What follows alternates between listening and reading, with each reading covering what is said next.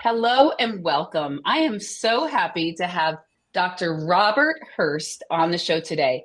He is a birth order expert. He's also an orthodontist, and I cannot wait to hear more from this interesting fellow. He wrote this book called Life's Fingerprint, and it's all about birth order, which I thought would be a really cool thing to talk about in relation to bringing new children into your family. So, Dr. Hurst, welcome. Thank you. This is going to be really fun. I have so much information to give you, especially bringing new children into a family. We call that a blended No, family. I am just thrilled. This is something that I've actually been really passionate about since learning that it was a thing back in college. And I remember selecting this as a topic for a paper because I was always fascinated with birth order and how it affected me in my life. My brother is 10 years older than me. My sister is 9 years older than me, and my other brother is 7 years older than me. So I was the baby by a lot. So I wonder if we could just kick off this whole thing by just dissecting that for a minute. Sure.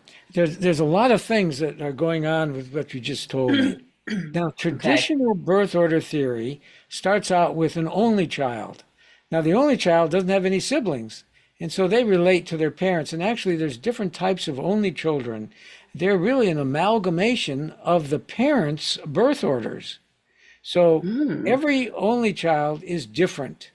If they had two parents that were second born or third born or fourth born, they take on these characteristics. Now, that only child becomes a firstborn when the next child is born. So Hmm. now they're a number one, and then there's a number two in the family, and now they have to share some of the attention of the parents. And this doesn't go over too well with most of those first children. Then when number three comes along, well, number three has got all kinds of relationships to understand. Actually, about 17 different ones between the parents, the firstborn, the secondborn, their relationship between the two kids themselves. So thirdborns, they're really good at relationships and people. And they see life very differently than number one and number two. Sometimes number two is considered the middle child, but I don't like to use that term because what happens when you have four children? Are there two middles? No, the number two Mm. child is a number two, and they don't like to be told what to do. That's why sometimes they're thought to be stubborn because number one, they want to be in charge. Number one, I'm in charge. And number two Yep. says, don't tell me what to do. You're not in charge of me. And Mhm. then number four comes along, and number four is the true baby in the family. Everybody takes care of the baby because they have three older siblings. Now, what makes you so special and what makes the book so special is that it talks about double birth orders. Now, everyone says, what is that? How can you have Mhm. two birth orders? Well, what happens, there's actually two types of double birth orders, but the first one is what you are. You're a combination of an only child and number four.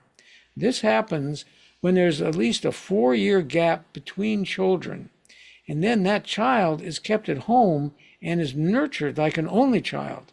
So they take on the characteristics of an only child, which is someone that is very adult-like.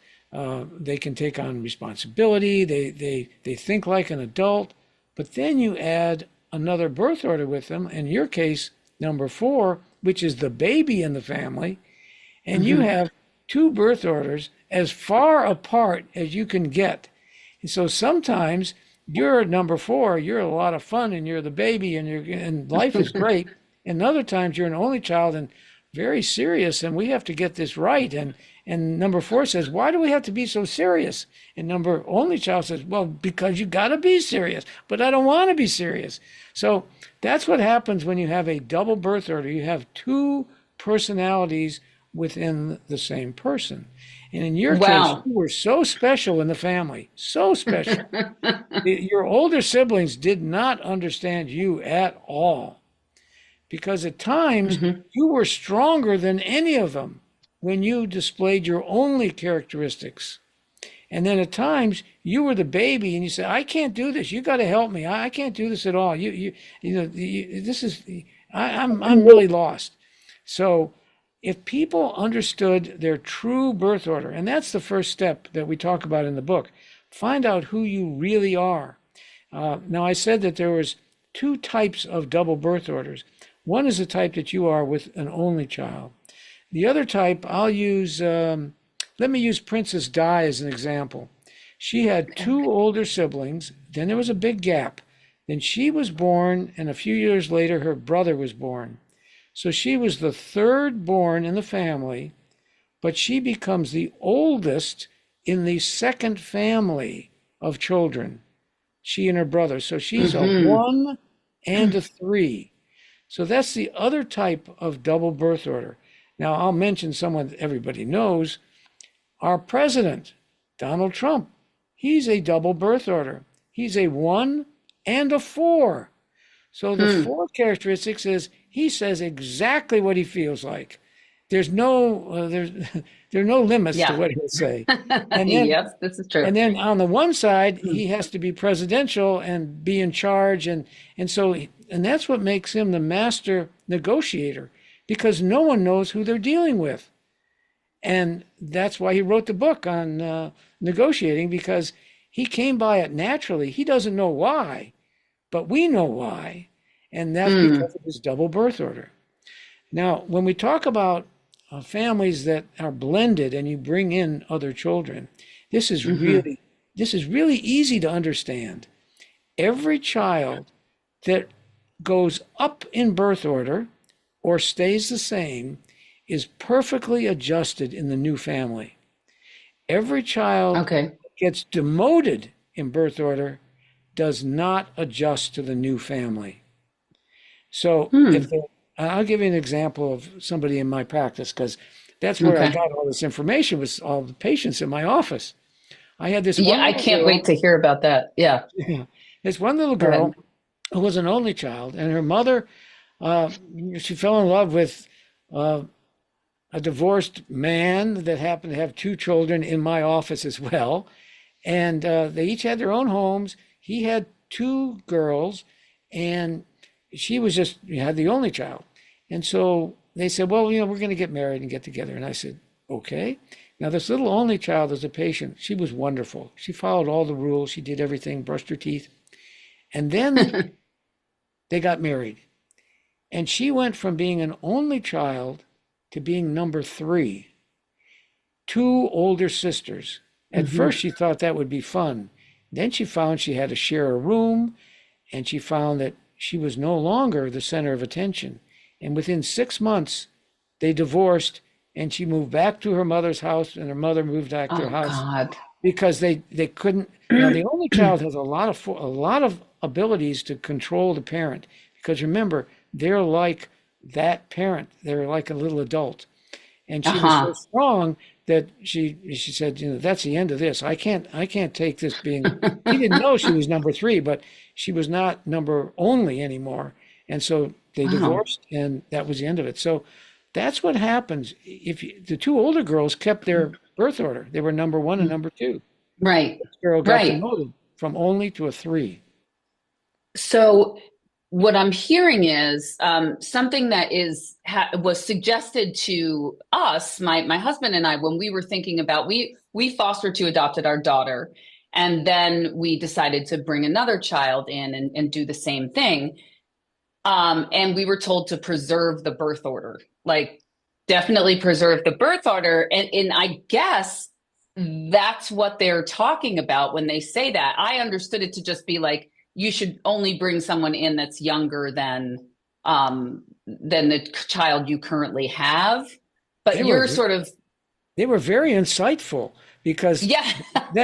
I don't, they must have read my book, because the first child you brought in was how old when you brought the second child in? Yeah.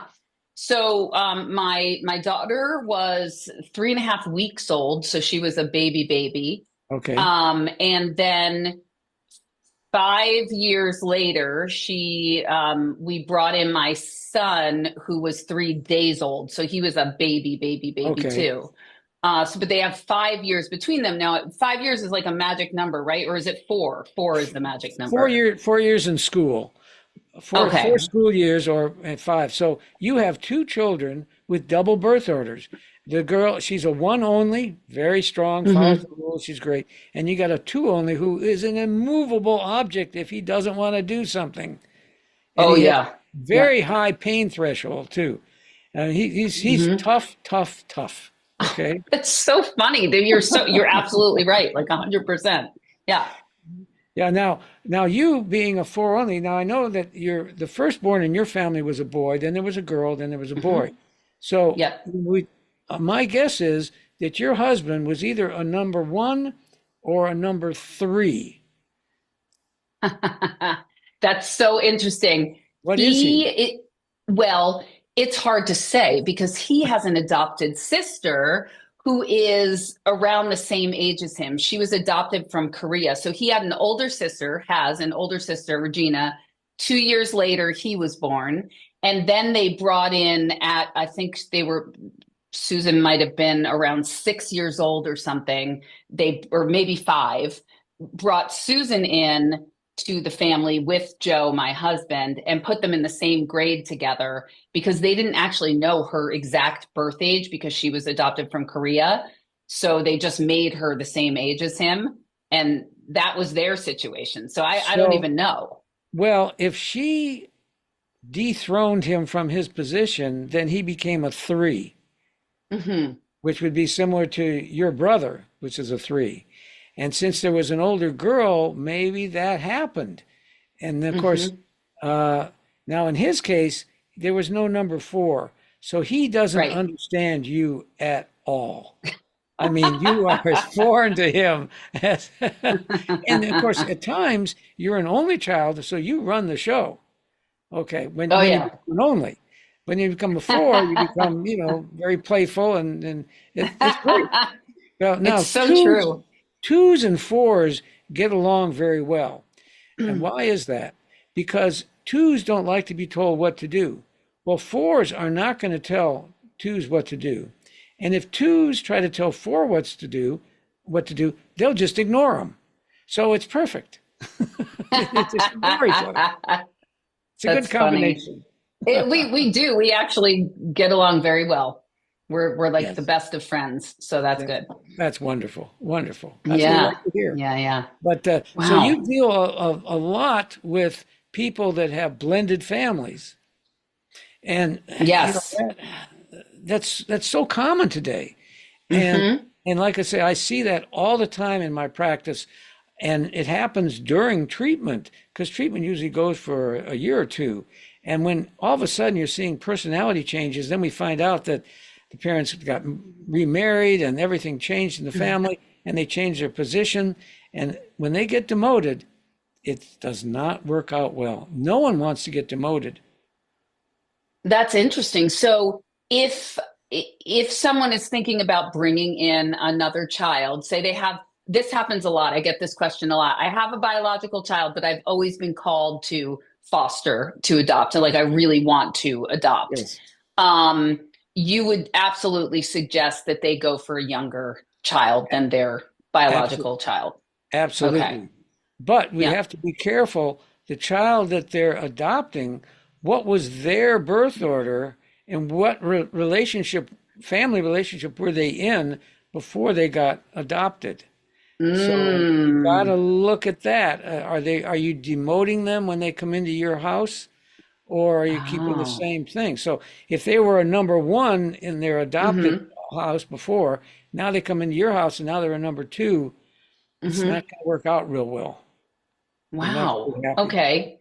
So they would want somebody who was a number two or below, Yes, ideally, in yes, there. ideally. Yeah. And then there's no friction. Wow. And if they're Right. below, that's even better because they've been elevated in birth order to a number two. Uh-huh. See, so if they were Okay. a number three or a number four, they get Uh-huh. bumped up. Now, Wow.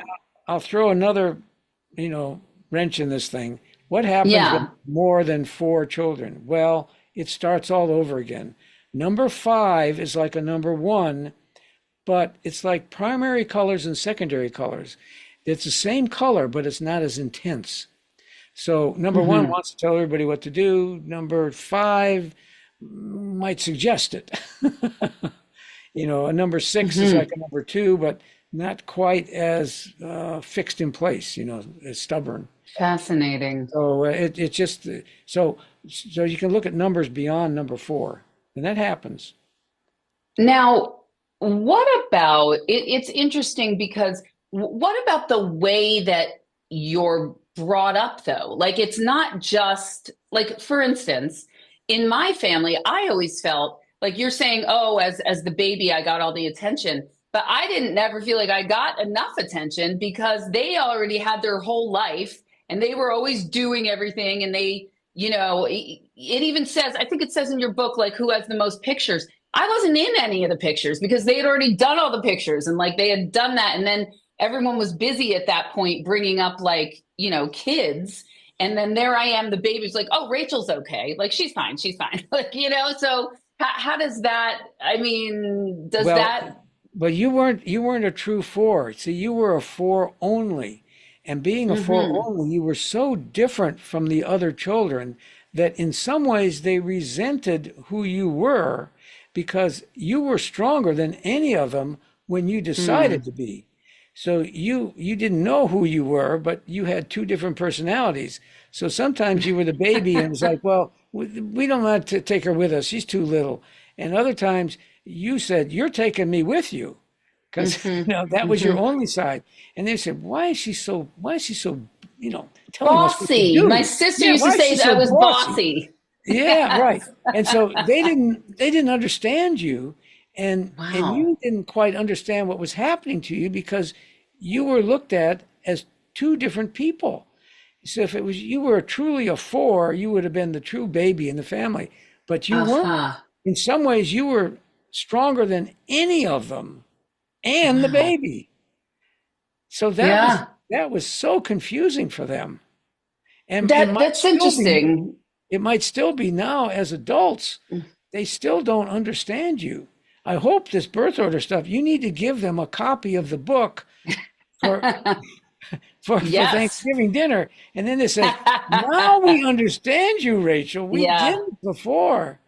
We resented you because you got all the good, you were the only child and you got all that attention. And we didn't want any part of you. God, that's so funny. Yeah, that's really interesting. I'm gonna have to bring that up with them and see what they think. The book is actually like mind-boggling in its depth. Like I had no idea what I was in for. And then you start getting into it, and he literally goes through all of the different like scenarios that there could be. So it might be worth it, well worth it, to pick up a copy of the book, Life's Fingerprint, just to figure out your what's going on in your family. And like you said before, it matters what happened in a previous household. Now, Sure. what if this child has been passed from household to household?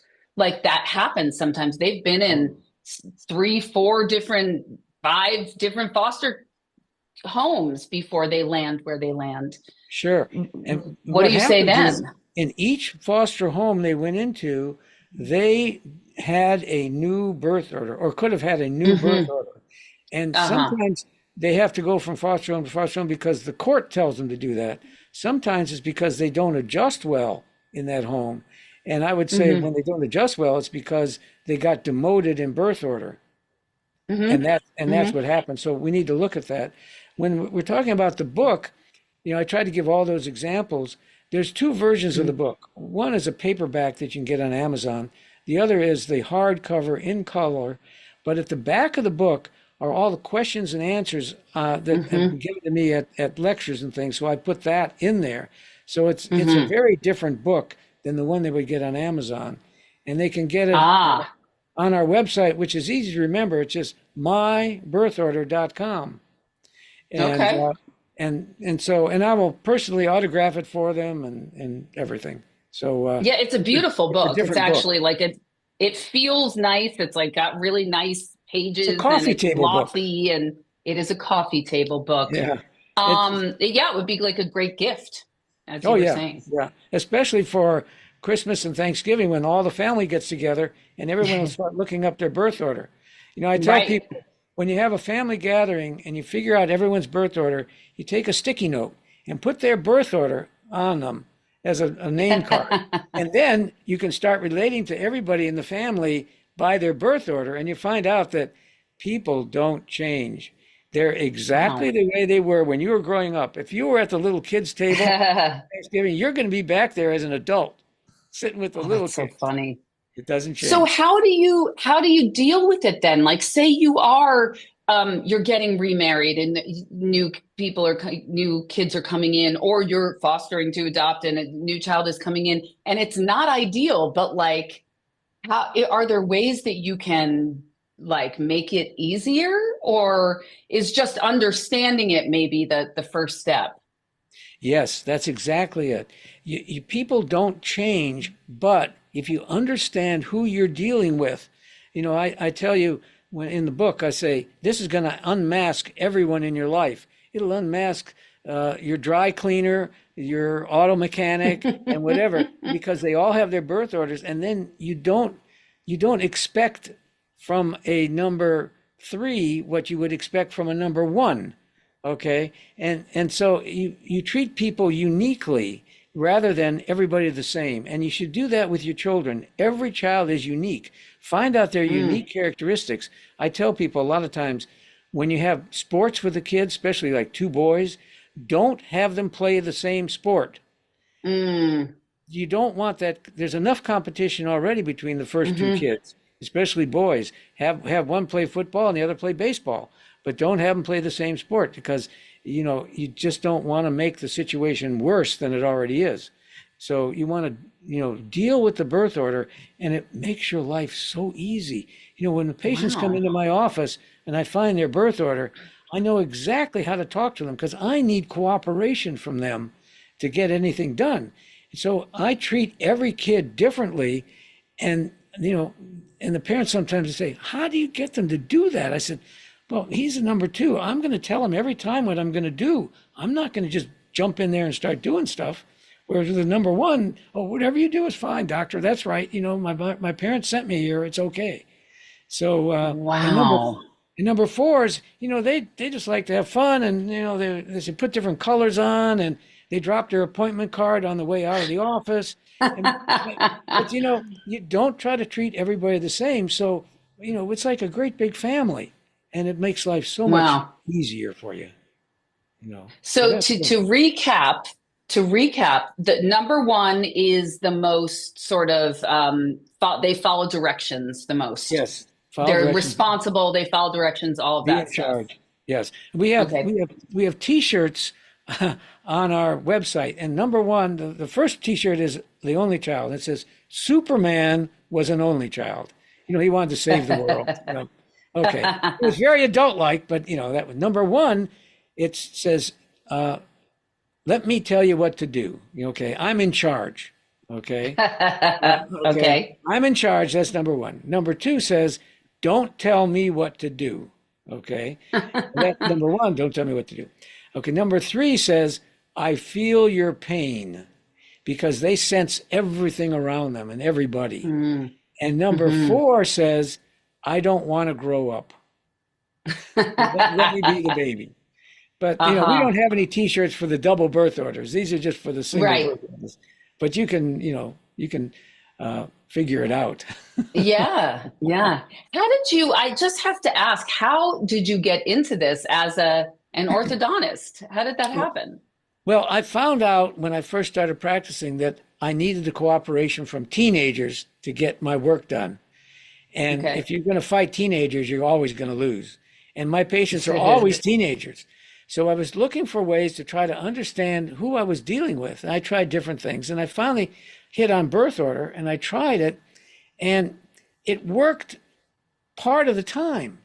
And I was almost ready to throw out the whole idea. And I went to all the charts, all the patients, and I write down all the kids in the family and their ages. And then I realized two-thirds of all my patients had double birth orders because those were the families that had the money in between to afford braces for their kids. So I wasn't dealing like with you, I would deal with a four only, not a four. So you were a very different child Right. than a four or an only.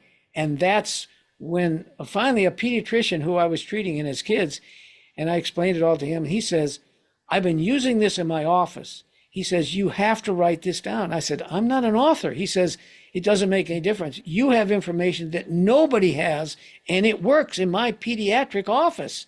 He says, you got to write the book. And so 3 years later, Wow. I finished the book. And it's the only one we know that talks about double birth orders. And Huh. it's the Rosetta Stone to understanding everybody. I mean, most of the stuff you read, it's too simple and it doesn't work. That's why people Hmm. say birth order doesn't work. It's just phony stuff. It's like astrology or Hmm. something. But Right. that's Yeah. because they're not into it deep enough. Once you get into it, you realize it's not just four birth orders. There's probably about 20. And with Yeah. all the combinations, and once you understand it, you put it together. It's like ingredients. And birth order is like it's like a radio wave. It's what's going on behind you all the time and making you make decisions. And when you put all the ingredients together, you get the personality. And it's the interaction with your other siblings that make you who you are. It's not Wow. mom and dad, except if you're an only child. So that's an interesting thought, isn't it? Really interesting.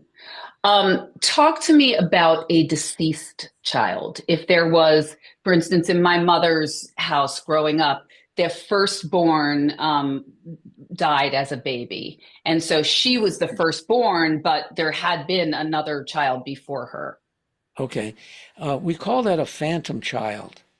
And Okay. if you keep that child alive in the family, meaning you're going to celebrate their birthday, you're going to have, pretending that they're still alive, well, that really affects that next child that's born because Hmm. they can never live up to the of this angel, okay, that was born before Mm-hmm. them. Hmm. And it doesn't it really affects them emotionally.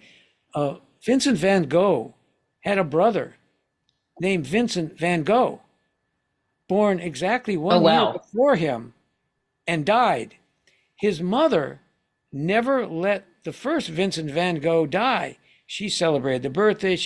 And Vincent van Oof. Gogh, the painter, had a little screw loose because he could never live up Hmm. to his older brother who was now dead. So I Hmm. tell people, yes, you have a child that dies in the family, and that's the end of it. Don't try to Hmm. keep that child alive. It will affect all the other children and their Wow. birth orders. So that's something that you should be careful of. Interesting. Yeah. Yeah. And now, what about a child who has severe medical needs? Because a lot of these children coming from foster care will have that. Yes, I'll give you an example of the firstborn she was fine, and the secondborn had a medical problem, and a lot of the family resources went to that second child, Hmm. the attention, the money, whatever. And the Yep. first child couldn't say anything bad about the second child because, well, that would be terrible. So they fostered this great hatred. And Hmm. because they wanted to be in charge, they were number one, they wanted to get all the attention, but they couldn't get it. And that really affects that firstborn Hmm. when the secondborn is medically handicapped. Now, the reverse is true too. Number one is born with a handicap. Number two is a normal birth. Number two can dethrone number one because number one is handicapped. And so Hmm. number two ends up becoming number one, and number one becomes Hmm. number two and is protected somewhat by the number two child who has now taken Hmm. the role of number one. So dethroning can happen, and Okay. it can be easy, it can be difficult, but you have to watch that with birth order. Lots of things. Okay. There's a lot of things to think about. Yeah. Yes. Um, what about pets? You mentioned pets in the book. There's a small section on pets. Can you talk about birth order with pets? Well, pets seem to take on birth order roles. You have your dog that you've had for years, and then you decide to bring in a puppy. Yeah. Well, I mean, they were getting all the attention before. Well, what's this puppy doing Hmm. now? Or you bring in a cat, and the cat decides to be the dominant one, and pushes the dog around. And all of a sudden, Yep. the cat is number one, and the dog is number two. It happens in nature all the time. Wow, that's interesting. So it's a survival thing in nature, and Yeah. probably in humans too, but we don't look at it that way. Right, right. Do you have pets? Um, we had a dog for 17 years, Maynard, Oh, our beautiful dog, and he passed away 2 years ago, and we haven't gotten another one yet. We're getting close. I think we're like ready to bring another one in. My kids miss having a dog. I really miss having a dog, but he was talk about firstborn, like he was like our firstborn because we had right. him for Oh, so yeah. long before we had kids. So Well, that you was treated him like an only crazy. child. Yes. Oh, yeah. And he was really mad. I mean, talk about being usurped. He was, when our daughter came in, he was just like, what is going on? Like, and then when the second one came in, he was even more like, okay, one was okay, but now there's another one. Like, Well, what is happening? he was being demoted in birth order. I He was an know, poor only child, baby. and now you moved him into number three position. So, Mm-hmm. I mean, people treat their pets like family. So what's the Yep. difference? And And we did feel bad, but there was nothing we could do. And we certainly did not give him the attention that we used to give him because we couldn't. We just didn't have it.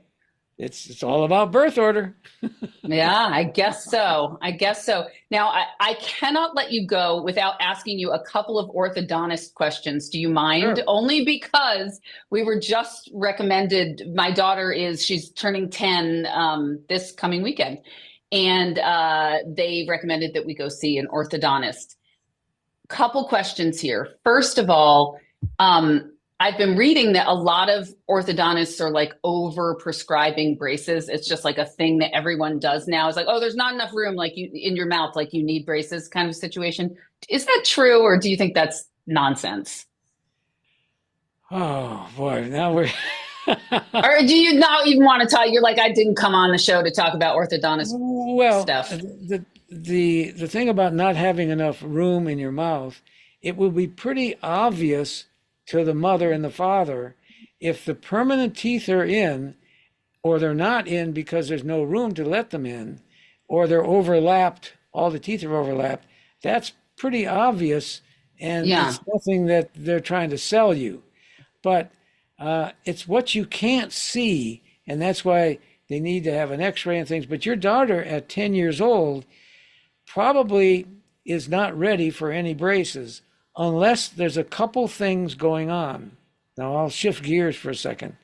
If Okay. she has what we call a crossbite, where the bottom teeth fit in front of the upper teeth.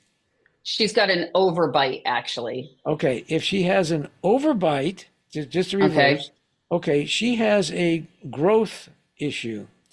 And so if that's the case, we would want to try to get the lower jaw to grow forward, and you can do that with an orthopedic appliance before she's through growing. So it's Mm. not a whole lot of braces on the teeth, but it's an appliance that helps the lower jaw express itself and go Okay. forward. And so you might want to start her treatment before all her permanent teeth are in, because after she goes through her menstrual period and growth is gone, then you can't fix it that way. You have to extract teeth to fix it. Oh, interesting. So, Okay. so you want to go to someone that uses orthopedic appliances to help the growth of the lower jaw. Okay. Orthopedic appliances. I'm writing this down. Right. In the Because they past, didn't give us that option at the place we went to. They were just like, oh, yeah, she's going to need braces. Probably going to be on for 2.5 years. They have to be the metal ones because they work the best or something. well, And anything that's glued to the tooth, they have them ceramic braces too that are glued to the teeth too. Then that is true. They work the best. But if they don't use orthopedic appliances, now in the past, you remember kids that had headgears, this oh, little yeah. wire thing. Yep. Okay, That Yeah. was how they used to do orthopedics. They would only treat the upper jaw, but now we can treat the lower jaw with orthopedic appliances too. But Okay. if you're going to a place that is uh, very efficient, meaning they're there for the money, they're not Yeah. going to be using orthopedic appliances because you need cooperation. That's why I got in a birth order, because I needed cooperation. Aha. And Aha. You and need they'll just be cooperation from into the child, you mean? yes, they'll just be into Okay. extracting teeth to solve the problem. Aha. I So if they say, see. well, the only Okay. solution here is extracting teeth, and you say, yeah, but her teeth look fine. It's her jaw that's right, not right. Hmm. You need to find another orthodontist. I would Yeah, definitely get several opinions before you make a decision. okay. Good to know. The thing is with Medicaid, because she gets Medicaid through 21 because she's from foster Yes, care, we actually just got back the thing that they didn't even approve it because they're saying it's cosmetic and they're not approving exactly. it. Medicaid doesn't approve braces. Yeah. Ah, So, so we would have to, is it we could, cosmetic or is it like, well, you can get orthodontic insurance with dental insurance, but they okay. pay a fixed amount Uh-huh. for treatment. They'll pay $1,000, maybe 1,500 at the most, and they spread it out over the 2 years of treatment. So it might not be worth the premium of buying it. Uh, Okay. it's just the insurance companies aren't in business to lose money, so so they'll Right. figure Yeah. out they'll They'll figure make out the their money. premium right based Oh on what yeah. they're going to give They're you, and you're going to lose every time. yeah, they're like the house in Vegas. Yep. Yes, that's right. And That's right. they always win. Somehow they always win. It can look good, but then they always win. Right. So my advice is get more than one opinion and talk about orthopedic appliances, which means maybe no extractions of teeth, but growth of the jaw. Yeah. And she's 10 years old. Okay. Perfect time. Perfect. Got plenty of Great. time. Plenty of time. Okay. Thank you. I appreciate that. Any, Again, anytime. give us your website one more time so the listeners know Okay. where to go. It's easy. It's mybirthorder.com. So, you put Simple. it in. And Yeah. not only do you have the color book that you have in hardcover, but we also have, I'll hold it up here, the book on a USB. So you can Mm. stick this in your computer and it's got all the color pictures and things. I mean, I prefer that you get Oh, cool. the hardcover book. But if people say, I don't want a book, I want a USB, we have it there. And of course we have the t-shirts and other things too on the website. But they'll get the book, they'll get it autographed by me, and if they tell me Mhm. their family, I'll even write a little thing about their birth order.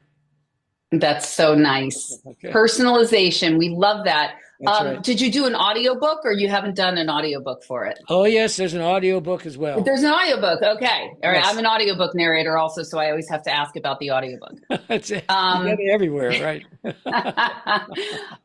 Dr. Hurst, it's so fun to talk to you.